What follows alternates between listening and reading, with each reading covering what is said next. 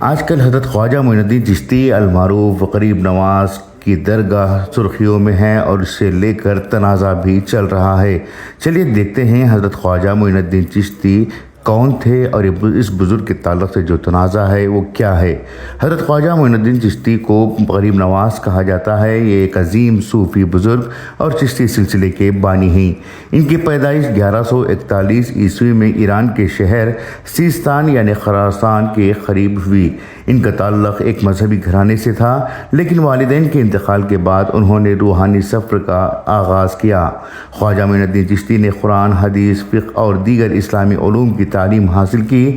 بعد میں وہ صوفی بزرگ حضرت عثمان ہارونی کے ہاتھ پر بیعت کر کے چشتی سلسلے میں داخل ہوئے۔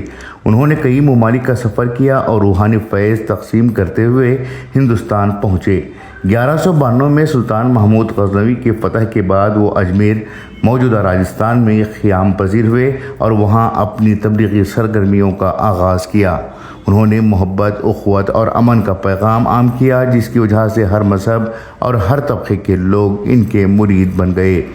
خواجہ معین الدین چشتی کی تعلیمات کا محور محبت، انسان دوستی، خدمت خلق اور اللہ کی مخلوق کے ساتھ حسن سلوک تھا۔ انہوں نے ہمیشہ عاجزی، سادگی اور قربانی کی تلقین کی۔ خواجہ معین الدین چشتی 1236 میں اجمیر میں وصال فرما گئے۔ ان کا مزار آج بھی زیارت گاہ خاص و عام ہے، جہاں ہر سال لاکھوں عقیدت مند عرس میں شریک ہوتے ہیں۔ خواجہ معین الدین چشتی کو ان کے لقب غریب نواز یعنی غریبوں کا مددگار سے یاد کیا جاتا ہے، اور وہ برصغیر پاک و ہند میں صوفیزم کے فروغ میں کلیدی کردار کے حامل ہیں۔ خواجہ معین الدین چشتی کی درگاہ اجمیر میں 13ویں صدی میں تعمیر کی گئی تھی۔ خواجہ معین الدین چشتی نے 1236 میں وصال فرمایا اور ان کے وصال کے بعد ان کے عقیدت مندوں نے ان کا مزار تعمیر کیا۔ درگاہ کی تعمیر مختلف ادوار میں مکمل ہوئی اور مغل حکمرانوں، خاص طور پر شہنشاہ اکبر، جہانگیر اور شاہجہاں نے درگاہ کی توسیع اور آرائش میں اہم کردار ادا کیا۔ اکبر نے درگاہ کے ارد گرد کئی عمارتیں بنوائیں اور ایک شاہی دروازہ بھی تعمیر کرایا۔ شاہجہاں نے مشہور شاہجہانی مسجد کا اضافہ کیا، جو سفید سنگ مرمر سے بنی ہوئی ہے۔ خواجہ معین الدین چشتی کی درگاہ جو اجمیر شریف میں واقع ہے، حالیہ تنازع کا مرکز بنی ہوئی ہے۔ ہندو سینا جیسی ہندوتوا تنظیموں نے دعویٰ کیا ہے کہ درگاہ کی موجودہ عمارت دراصل قدیم شیو مندر کی جگہ پر تعمیر کی گئی تھی۔ ان کے مطابق برطانوی دور کے کچھ دستاویزات اور ایک کتاب میں ذکر ہے کہ یہاں ایک مہادیو مندر تھا، جسے منہدم کر کے درگاہ تعمیر کی گئی۔ درگاہ انتظامیہ اور مسلم کمیونٹی نے ان دعووں کو مسترد کرتے ہوئے کہا کہ تاریخ کو مسخ کرنے کی کوشش کی جا رہی ہے۔ ان کا موقف ہے کہ 750 سال کی تاریخ کو صرف دعووں کی بنیاد پر تبدیل نہیں کیا جا سکتا، اور 1951 کے عبادت گاہوں کے قانون کے مطابق کسی بھی مذہبی مقام کی حیثیت تبدیل نہیں کی جا سکتی۔ یہ کیس اب عدالت میں زیر سماعت ہے، جہاں مزید قانونی کارروائی جاری ہے۔ مدعی فریق سروے کی درخواست کر رہا ہے تاکہ مبینہ شواہد سامنے لائے جا سکیں۔ اجمیر شریف میں خواجہ معین الدین چشتی کی درگاہ پر چادر چڑھانے والے کئی بی جے پی رہنما شامل ہیں، جن میں وزیر اعظم نریندر مودی بھی شامل ہیں۔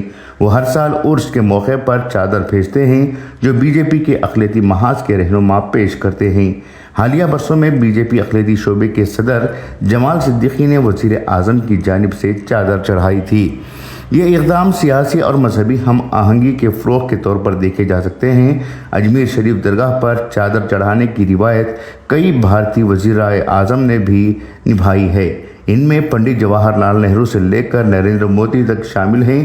نریندر مودی نے متعدد بار خواجہ معین الدین چشتی کے عرس کے موقع پر چادر بھیجی، جسے وفود کے ذریعے درگاہ پر چڑھایا جاتا ہے۔ ڈاکٹر منموہن سنگھ، اٹل بہاری واجپئی اور دیگر وزرائے اعظم بھی خواجہ کی درگاہ کے عرس کے موقع پر چادر پیش کرتے ہیں، جو امن، بھائی چارے اور صوفی روایت کے احترام کی علامت کے طور پر دیکھا جاتا ہے۔ نہ صرف بھارتی وزیر اعظم یا دیگر لیڈران کی جانب سے خواجہ معین الدین چشتی کی درگاہ پر چادر چڑھائے جاتے ہیں، بلکہ بیرونی ممالک سے آنے والے کئی سفیر، وزرائے اعظم، صدور اور کئی اہم رہنما بھی خواجہ کے دربار پر حاضری دیتے ہیں۔ باوجود اس کے آج اس درگاہ کو تنازع کا مقام بنایا جا رہا ہے۔ بیورو رپورٹ، انقلاب نیوز، نئی دہلی۔